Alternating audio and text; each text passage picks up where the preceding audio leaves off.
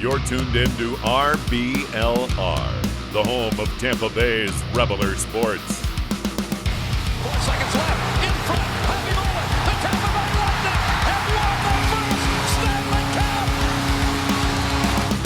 And the Tampa Bay Lightning have won the Stanley Cup.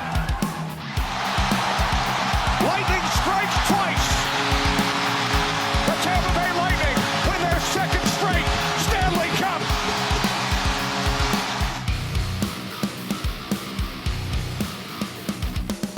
Hello everybody and welcome back to RBLR Lightning. My name is Jake. Alongside me is my good line mate, Matt. Matt, how are you doing today? We've got some fantastic games to talk about over the last week. How's it going? It's been a while since I've been better. These games have been really great mood boosters for everybody involved. So I'm happy to be back and talk about a 4-game winning streak in decisive fashion. Right. Last time we talked on the last podcast, we were talking about, are the Lightning okay? Can they flip the switch? Well, let me tell you something, Matt. They flipped the switch. There's no question about that. But before we get into the game recaps, we have a couple of news things to take care of. Let's talk about some of the kind of the rotating carousel of injuries that we've had, if that's what you want to call them. Each game we've had one player out. Basically, Point was out for a game. Cirelli was out for a game. Bellemare was also out for one. Ruda was out for a game. Cernak got hurt late or early on in the game last night against the Blue Jackets when he blocked a shot on the power play, got a puck to the face, which a lot of players actually in that game got pucks to the face. Yeah, 30 seconds later, Werenski got a puck to the face. Right, exactly. And I think all of this, though, right now, the injuries for the Lightning, it's a matter of, if you even get the smallest of injuries, the Lightning are taking every precaution to make sure you're okay, because the last thing you want is a long-term injury for the playoffs. We've seen a couple other teams, which we'll talk about later, get some big players go down with injuries. Matt, do you agree with that? Oh, absolutely. The last thing that any team needs, but especially this team, is any injuries. I think just the precautions that they're going to be taking and have been taking are absolutely necessary. When it comes to Braden, Point, Bellemare, all of these guys are extremely crucial, but we have to play it safe. So I agree 100%. If small injury happens in the game, they might be good to play the rest of it. Don't take the chance. Let them sit, especially if you're up 6-2 or something, how they have been. Don't even take the chance. And we can kind of confirm that theory by seeing Cirelli, Point, Bellemare, Ruda all coming back the very next game. They're only out for one game. So we know these are minor injuries and they're just taking precautions, which is the right thing to do. The other news that we have to talk about is the Lightning decided to go and break every single record or milestone that they could possibly do over this last week. So I'm going to rattle off a couple of them. We'll kind of get into a little more on how they happened when we go through the game recaps. But Braden, Point hit 200 assists to tie Tyler Johnson 10th all time. Killorn hit 400 points. Cooch hit 600 points. Hedman hit 600 himself just a couple days later. And then Steven Stamkos also became the all-time scoring leader, which we'll talk about more in that game against the Leafs. Stamkos also in the game last night, as of this recording, hit 100 points on the season. So, Matt, the Lightning just hitting every record and milestone they can. It's a really fun time for Bolts fans.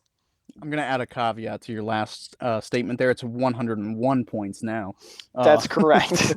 I can't keep up with it. It's so many. Seriously, nobody can. I mean, we were, debating for like 10, 15 minutes on, how we're going to sort all these milestones out. It's an incredible time to be, part of Bolts Nation, especially, being a player in Bolts Nation.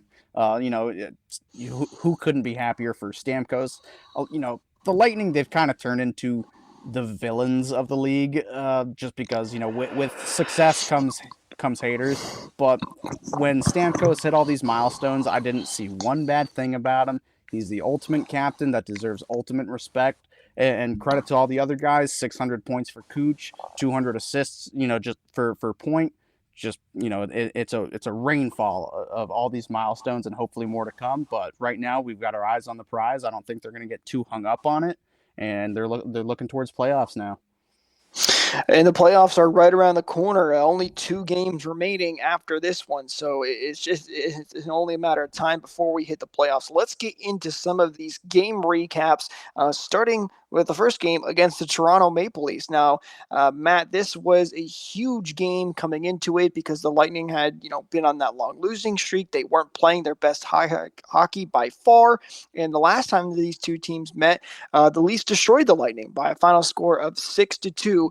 And, well, this was the complete opposite of this one as the Lightning defeat the Leafs by a final score of 8-1. There was no mercy in this game, and you didn't think that was going to be the case early on in this game. In the first period, there were no goals. We were tied at 0, but then there was an offensive explosion in the second period. Killorn, Ross Colton, Steven Stamkos, Nikita Kucherov all get on the board in that second period. Then in the third period, it's just more goals for the Lightning. Andre Palat gets another one early. Killorn gets himself on the scoreboard again. The Leafs do then get one on what I thought was kind of a terrible penalty call, and unfortunately breaks the shutout for Andrei Vasilevsky. Colton scores again in this game, and then Pat Maroon finishes it off for a final score of 8-1. So a scoring parade for the Lightning. They're 3 for 5 on the power play. The penalty kill went 4 for 5. Lightning win the face-off percentage battle at 51%. Just a dominating game from the Lightning, basically from the second period and on in this one. Yeah, I mean, from the looks of the first period, that this game was, I'm not going to say unassuming, but just, you could tell it was going to be kind of a battle. Two teams that are potentially going to meet in the playoffs. It's a feeling out process, and no, just the floodgates opened after that first period. Granted, Toronto did have their 4th, 5th string goalie in, who has stepped up to the plate and played rather well over his, 10 starts in the league, if that, so far. But nobody, I'm telling you, nobody was expecting 8 goals. Toronto, they can outscore some of their issues. Their defense, it's been a little suspect the last couple of years, but I think this year they've really found a way to round it out. But Toronto, I mean, they definitely checked out, and this was kind of a measuring stick game for them, but they were nowhere to be seen at all. Even on their power play that they scored on, they were kind of just all over the place, and it was just a squeaker that got past Vasilevsky. But this was a huge game for the Lightning that, they would take any and every opportunity they got to come their way. They dragged Toronto down into the fight with them. They made Toronto play the Lightning style of game, and that's something that the Lightning have been able to do rather well in the last week or so is, drag the other team down to your level, how you want to play. It's just phenomenal how that they showed out this game. It was decisive, and it's not even like the top line just did all the work. It was scoring every single line. It was a well-oiled machine. 4 lines and 3 D pairs all running around just looking terrific. I mean, how does it get any better than this? It's not it's not like we're going to score 8 goals 2 games later. Yeah, right. It really was a amazing game, and it shows that what we've been kind of saying a little bit in the last couple of weeks is that the Lightning understand that the regular season and the end of these last couple of games, they just don't matter. Obviously, you like to see your team get off on the right foot, start getting hot right before the playoffs, and the Lightning put the rest of the NHL on alert and said, hey, we're the defending back-to-back Stanley Cup champions. We still got it. And if you even give us an inch, we will destroy you. Like, you better be ready. And I think, like you said, the Leafs learned a lesson. They said, we need to be ready for these guys. They're not joking around anymore. Playoffs are right around the corner. So a huge win for the Lightning in this game, especially against the Leafs, is their division opponent, as they still are chasing them at the time for second place, although ultimately the Leafs have clinched that second spot in the division, which we'll talk about later.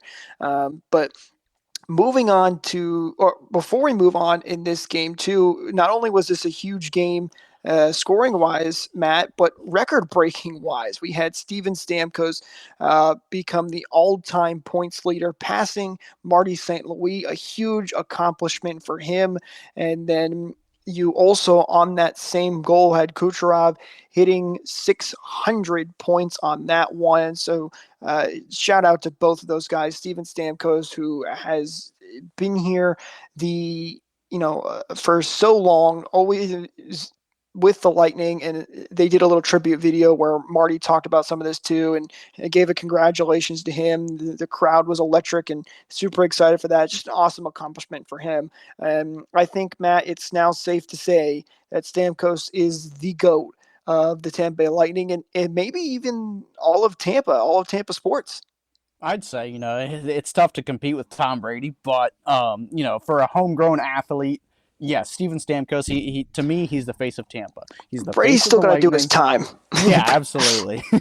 But as far as Stamkos goes, he's the face of the Lightning. He's the face of Tampa sports. I mean, right now the Lightning are king, I'd say.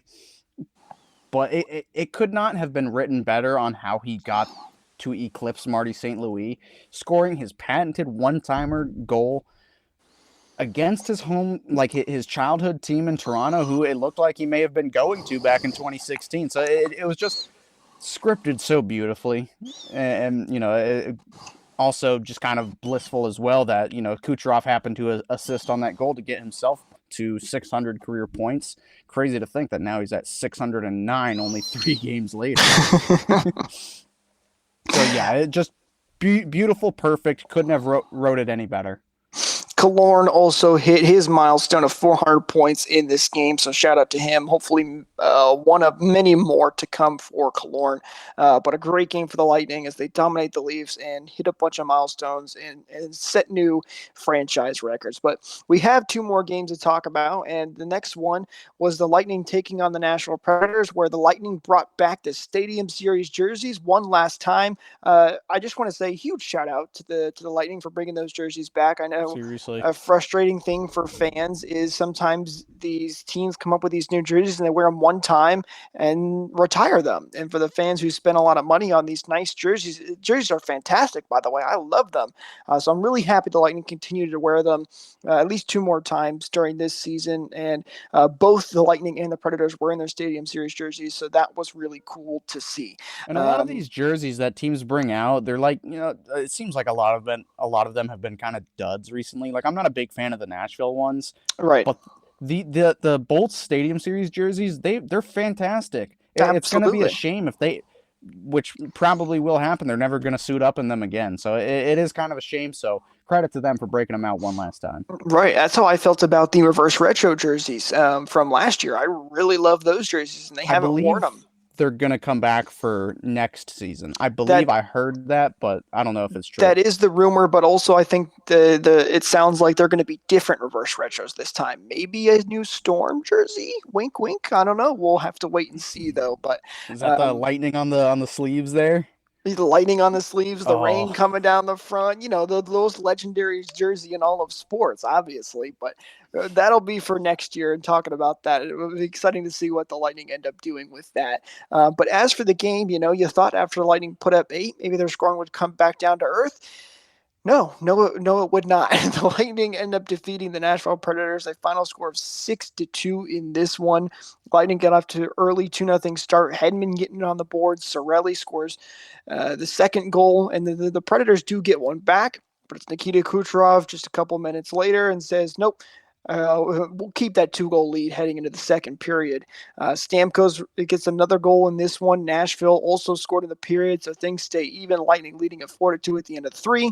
And then Ross Colton and Pat Maroon scoring in the third period to give the Lightning that 6-2 victory. Also in this game, we had another milestone hit, and that was Braden Point hitting 200 career assist. So shout out to him on hitting another awesome accomplishment. But again, just another great game for the Lightning. The offense was showing up big. They did pretty decent on defense as well.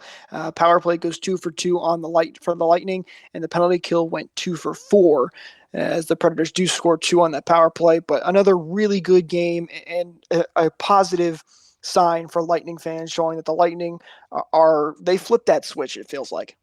They didn't just flip the switch. They took the whole breaker board and just turned everything on.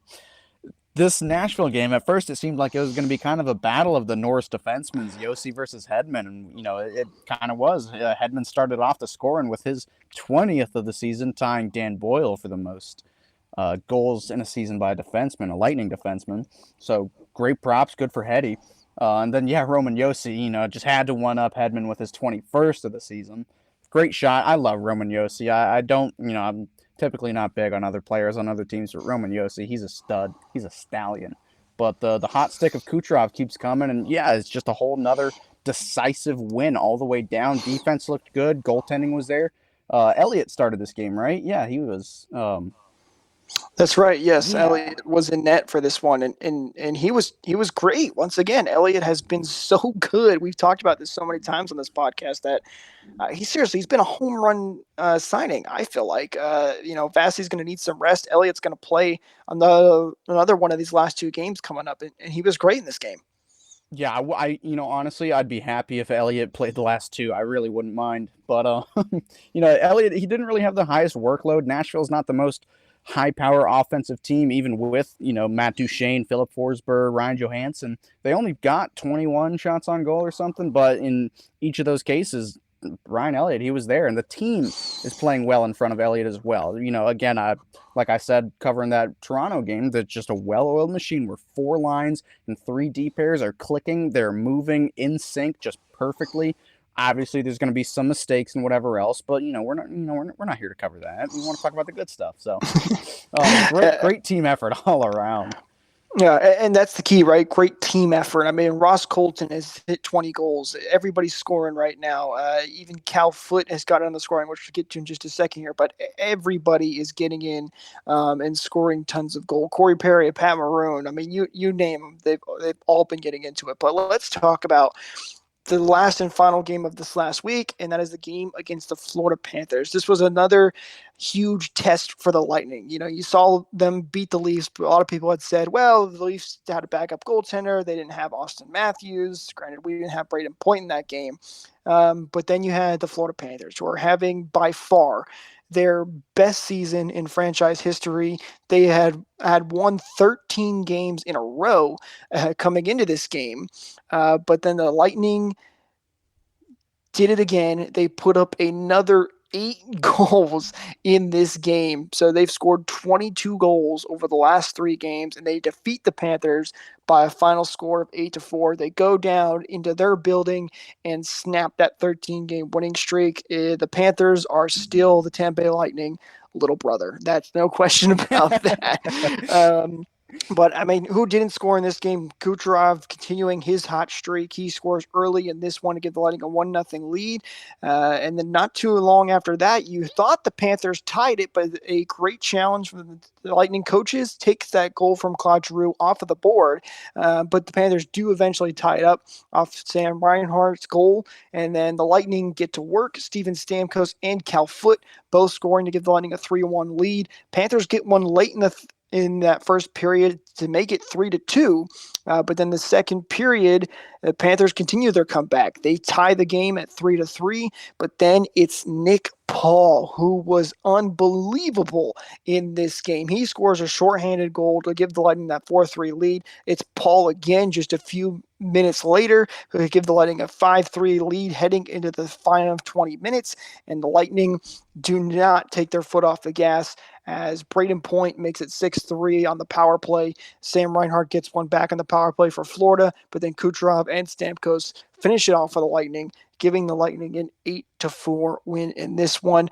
Matt, there's a lot of storylines in this game, but I think the biggest one is Nick Paul.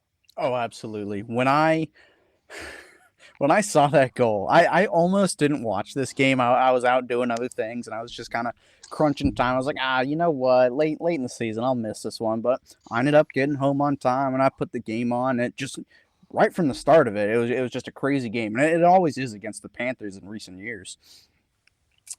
And my God, that you could see it coming. Just the penalty kill, they were looking for a shorthanded chance. The penalty kills prior, I think that was like the 4th or 3rd power play for the Panthers. You could tell that they just weren't really getting anything on it. And the Lightning, they were sniffing.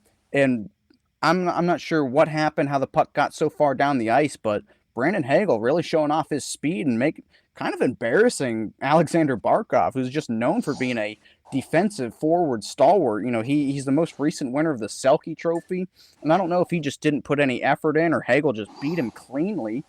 But man, if you watch that play in slow motion, you see Hagel blow right past him, quick shoulder check, sees Paul in alone, and in real time, I knew that Nick Paul, I knew he was going between the legs. You could see it before he even got the puck. Because, you know, he made that brilliant assist to Ross Colton, last week against Winnipeg? I can't remember, but you could just see it in real time, and just as it happened, I scream, I wake my girlfriend up, and I Hulk Hogan tear my shirt off. So I need to find myself a new Lightning shirt for a good deal. Do you have something for me, Jake? Well, yeah, it's a great question. We actually, not only can you get a great deal, but man, that setup was so good. That's like Nick Paul, right? He's so good at making the passes. That was a beautiful setup right there, Matt. But yes, you can. We have a giveaway going on right now in partnership with RBLR and my account that I also run, the Bolt Report.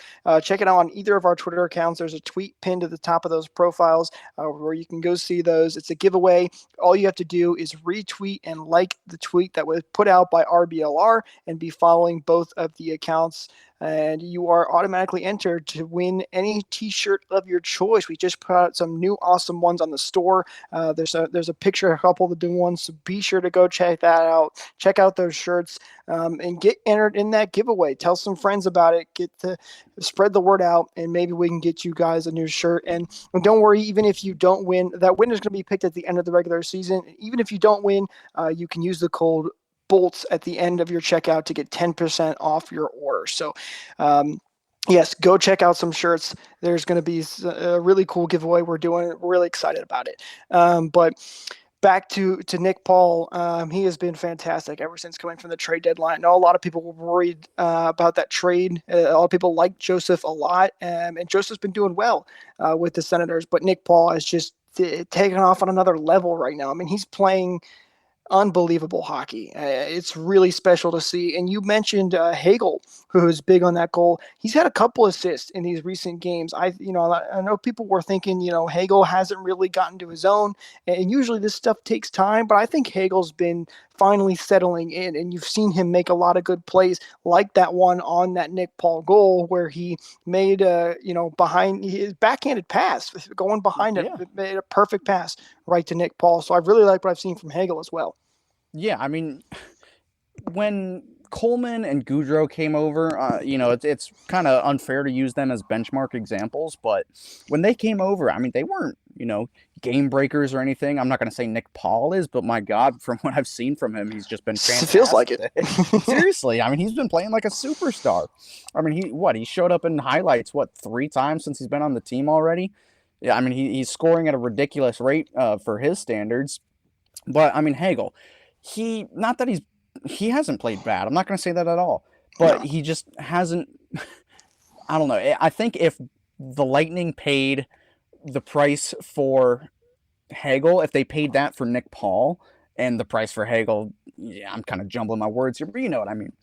Right. I think people would, be a little – if the trades were reversed. Exactly. I think people would maybe be a little more understanding, but shoot, man, it all evens out in the wash. And not that Hagel's playing bad at all. I think he's doing rather well. It might take some time for him to really settle into a role that he's unused to. He's having a career year this year, and it's not like he has completely dried up, but it's just he's not going to be playing with Patrick Kane and Alex DeBrincat. So right. Obviously the scoring is going to dry up. We got him for depth, and we got him all as well because he's a young guy with term who has just a brilliant upside. And who knows, maybe he could really, really turn it on in the playoffs. It's a completely different game, but I'm not going to be sitting here waiting for Hagel to score a beautiful highlight reel goal or whatever. I think he's done well in the role that they've given him, albeit would like to see him maybe on the power play. No, definitely on the power play. I know you agree with me there, Jake. Yes, I am. But again, both of them have just done, exceptionally well. Obviously, I'm going to give my crown to Nick Paul, but who am I to compare? Both guys have just been terrific. I'm not here to compare them. You nailed the couple of key points there on the head, right? Sometimes it takes players a little bit longer to get in their new role. Hagel's not playing on the top line like he was with Chicago. He's not on the power play, but please, for the love of God, put him on the power play. But he has been playing better as of late, in my opinion. I think he's been starting to get used to and build that chemistry with the Lightning. So that's good signs for him. But another fantastic game from the Lightning as they beat the Panthers 8-4 in this one, and shut down that 13-game winning streak. So 22 goals over the last 3 games. And I want to give you these stats quickly, Matt. Here's what Kucherov and Stamkos have done over their last 7 games. So this is including the week before this as well. Kucherov over his last 7 has 9 goals, 11 assists for a total of 20 points. Meanwhile, Stamkos has 7 goals, 14 assists, and 21 points. Matt, both of these guys are on fire right now. I mean, it is seriously unbelievable to watch these guys just dominate the NHL. Yeah, I mean, how many people wrote off Stamkos? Like, I listened to the Steve Dangle podcast, and Adam Wild, he was telling me, he was not telling me, but he was saying, like, Stamkos, he's a power play specialist. All he can do is score one-timer goals. And man, he's eating crow. I mean, Stamkos has been the MVP of this season, regardless of where or who he's playing with. He has been getting it done consistently at every step of the way.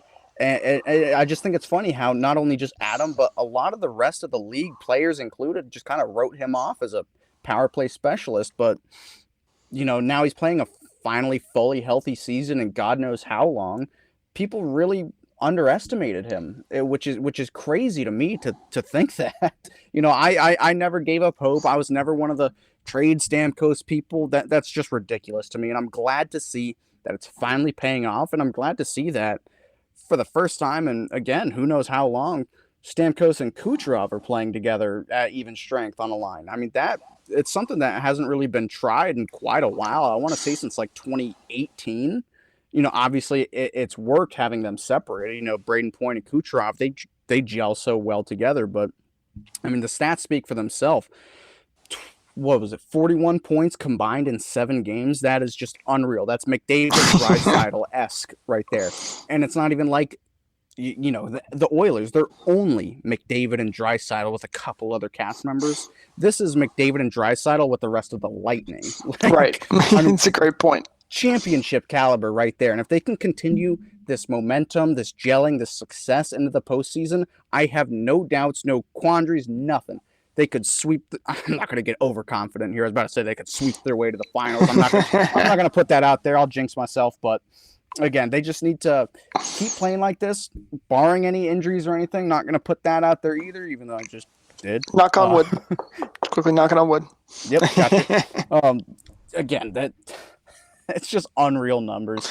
It's kind of expected with Kucherov, but he had himself a slump, air quotes, and shoot, he is where he is after missing 33 games on the season. Do you know where he ranks on team scoring? I don't know where exactly he is, but I know he's up there. Third. Even though he's missed. Third. I mean, that is just silly. It's just silly. That's incredible. How do you rank third on a team after missing 33 games, where the leading scorer has 101 points, the second leading scorer has 82 points, and I think Kuch is somewhere at like 66. He has the second highest point per game in the league, just behind a guy named Connor McDavid. Ever heard of him? Just some really incredible stuff from both of the guys there. And it's not even just them. The whole team is buying in, getting it done by committee. It's just these two are just obviously, stand out. Credit to Victor Hedman as well. He's been playing phenomenal, all year as well. He's second on the team in scoring. He's got 82, 83 points. I mean, that itself is incredible to be a point per game defenseman and having a great defensive game to round it all out. Again, Norris winner in my book, but yeah, it's unbelievable. And you're right. If they continue this in the playoffs, look out, because they're going to be one of the best teams. It's going to be a lot of fun. But I think also, I think what it partly is, I think Stamkos especially and the whole Lightning team still have a chip on their shoulder, because a lot of people have continued to try to take away all of these Stanley Cups that they've won, saying they're fake. It was the cap. It was, always coming up with something. It was COVID, always something. And I think, again, especially for Stamkos, they're like, I'm going to prove you wrong. It doesn't matter my injuries in the past, how old I am. And they are dominating right now. It's a lot of fun to see. Before we get into the games for next week, though, it's something I almost forgot to talk about. Before the Panthers game, the Lightning took a little trip to Washington, D.C., where they got to go and That do was their before little... the Columbus game. Correct, before the Sorry. Columbus game. I apologize. They went to D.C., which was really cool to see. It is actually the first time the Lightning have been to the White House, as they did not go when they won in 2004 because of the lockout. And then obviously the 2020 season was during COVID. And now even delayed after the 2021 Stanley Cup win, the Lightning finally get to go to the White House. Really cool event. I know a lot of guys were having fun there, experiencing it's just a once-in-a-lifetime opportunity for the Lightning. Yeah, and it was nice that they brought back some familiar faces. I saw Matty Joseph. He was there. I know Tyler Johnson. He was playing that night. I'm not sure who else was there, who got missed or whatever, but I know they did bring back some of the 2020 crew, which was, really nice to see, and 2021 crew actually. So yeah, what a great honor. Yeah, I don't care who you like, who's in office, whatever. It's an immense honor, no matter the occasion or who's in. Just spectacular. I know all the guys that were having a good time. I saw this picture of Vazzy Kuch and Sergachev sitting on a couch in there, and somebody made a fake CNN headline: Russians have invaded the White House. I got a good chuckle out of that. So no, yeah, an incredible achievement and an honor for all. Absolutely. I did get a kick too out of the video where Biden was talking about Gary Bettman, and he called him Gary Batman. Yeah. And I think it was Hedman. He was cracking it behind. So entertaining. It was very funny. Biden cracked a couple of jokes too about joking about how Stamkos is getting old after he's played so many seasons. So fun thing, and great experience for all of those guys, and hopefully we'll be back next year for one more. But moving on to the next game, we have the Columbus game to talk about. The Lightning, you're thinking, well, they've had 3 great games so far. Can it get any better? Yeah, it can. As the Lightning win this one 4-1. They go 1 for 2 on the power play. The penalty kill goes 2 for 3. Kucherov continues his great streak. The Columbus Blue Jackets tied this game early 1-1, but then the Lightning again do not let up. Steven Stamkos scores, and he gets this was the goal for him, to get 100 points to give the Lightning a 2-1 lead. He later scores in the second period as well to get a 3-1 lead for the Lightning, and Andre Palat finishes it off in the third period for a 4-1 lead. I'm starting to lose my voice, I think. We're talking about so many milestones and huge accomplishments for the Lightning. But another great game, another full 60 minutes. Remember how many times, Matt, we said the Lightning cannot play a full 60 minutes? Well, they've just played 4 games on a full 60 minutes. Yeah, and again, they haven't been perfect those 60 minutes, but you can see that the effort is there. That was my big issue, is that they checked out. They gave up when, they were playing 40 minutes. And I'll be the first to tell you that the third period, once Chernak was out, you could tell that there were a couple sloppy plays and whatever. Columbus, they were really trying to claw their way back. And but again, you could tell that the effort, the fight was there. It was just kind of honest mistakes and whatever else. It was a full 60 minutes of hockey, another decisive win. After Columbus got their lone goal, they really shut it down for the rest of the first, and all throughout the second, it was all Lightning. And after the Palat goal, it was all Lightning as well. But for the first half of that third period, it was back and forth, and that's what I mean by little errors, honest mistakes, and whatever else is keeping them at bay. So everything is really working right now. That's the Stamkos goal that put him over 100. I don't know if you heard the Dave Randorf call, but he went nuts. He went crazier than Dave Mishkin, which is kind of a rare thing. That's hard to do. That's really Seriously. hard to do. But yeah, another fantastic game. It was, and Randolph has had a couple of great ones.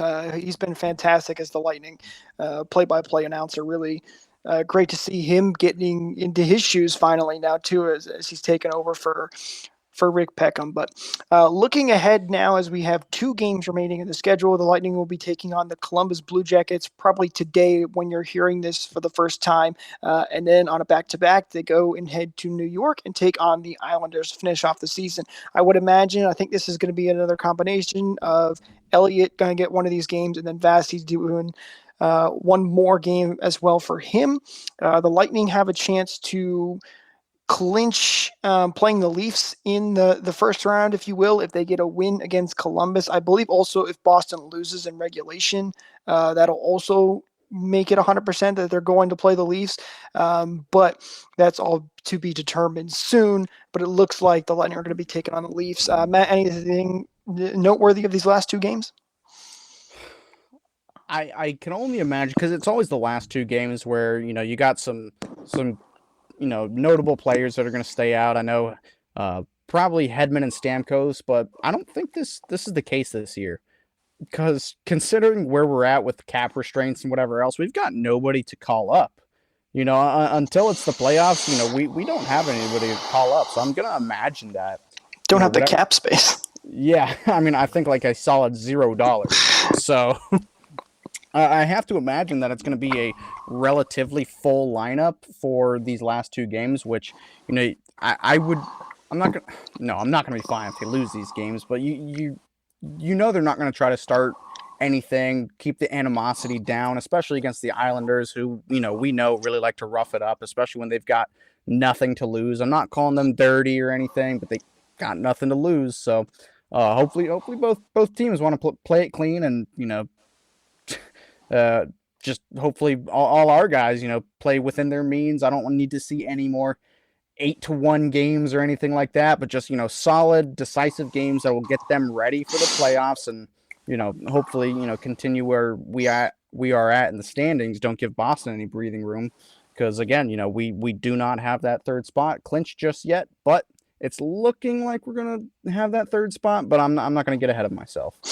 Right. And I think the key to remember is, though, even if the Lightning, let's say, drop these last 2 and they end up falling to that 3rd spot, the Lightning have proved already that they can flip the switch when they need to. Obviously, you'd like them to win these last 2 and keep the good times rolling, but the key is don't get hurt. We've already seen Washington lose Ovechkin.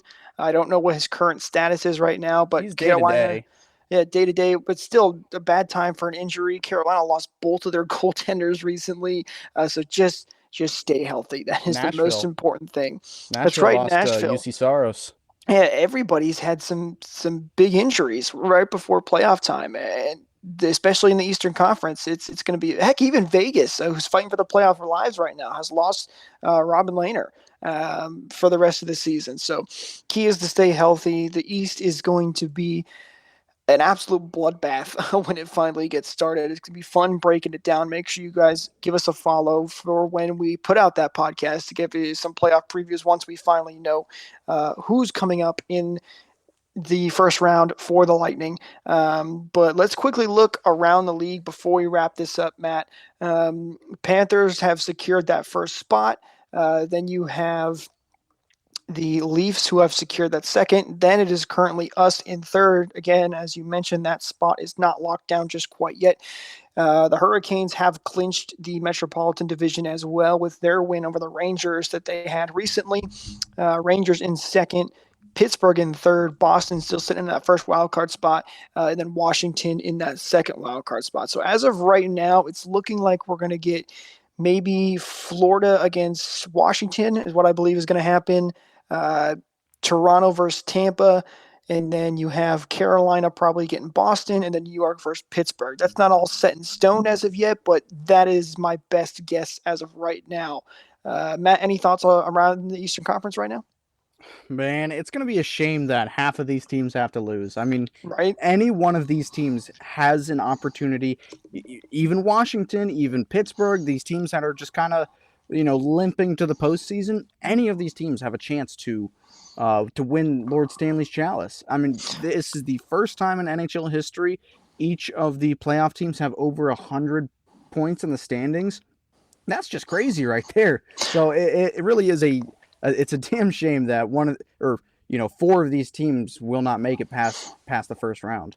It's honestly, I don't think you can say there's going to be an upset in the first round because No. all of these teams are so good. Like you said, you mentioned they're kind of limping to the playoffs, but yet they have 100 points on this season, which is unbelievable. Meanwhile, in the Western Conference, we almost got everybody clinched. Dallas is the last one. They just need one more point, as Vegas did survive to live another day, as they they ended up getting to overtime to secure at least 1 point. They ended up losing that game that they played against the Stars, but it looks like Dallas is going to clinch that spot more than likely. They have 2 games remaining, same as Vegas. But you know who Dallas is playing those games? Who's that? Arizona and Anaheim. I think they got it. I think they got it. They got it. You never so. know. You never know, but hey, just want to throw a quick thing out there to all the Vegas fans who gave us such a hard time about, cheating with the cap, and then, oh, look what happened to Vegas. They did the same thing, and they can't even make the playoffs. I know. I was trying to tell my girlfriend, I'm like, isn't it funny when teams try to copy us and just do a worse job at it? Jake, I gotta ask you, is there any as the playoffs currently sit, is there any playoff matchup that you're gonna want to be paying attention to that you'd want to see other than the Lightning versus whoever they may play, possibly Toronto? That's a great question. Well, as we mentioned, the East has got basically every matchup is a must watch hockey. But if I had to pick one of them, man, it's you tough. Do West too. Let's go one for the East and one for the West, and okay. I'll throw the question back to you. I think for the East, besides the Lightning, obviously, I think I'm going to have to go with the Rangers and the Penguins, who are going to match up against each other, unless Washington passes Pittsburgh there. I think that could be a fun one. The Rangers have played really good hockey as of late. Pittsburgh, with that top talent they have, can be a really good team, so that would be a fun one to watch, I think. In the East, as for the West, I think the one I'm most looking forward to is probably Minnesota and the Blues. Minnesota made some big moves at the trade deadline, like acquiring Marc-Andre Fleury to make a deeper run in the playoffs, so I'm looking forward to that matchup in the first round. What about you?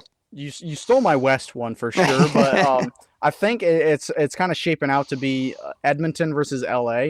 I am kind of a closet Kings fan. I've liked their team for a while, and they're kind of the Cinderella story of this year. Kind of stuck out of nowhere. Yeah, everybody had them as a lottery pick. Like if I'm up late or something, Kings are playing, I'll be watching them. I kind of watch them with a close eye. I'm not a big Los Angeles fan by any means, but I like the way that their team's constructed, and I just think it'll be great seeing Philip Deneau try to shut down McDavid and Draisaitl. I think that's going to be a pretty brilliant series, and anything could happen. 7 games, anything could happen between those two teams.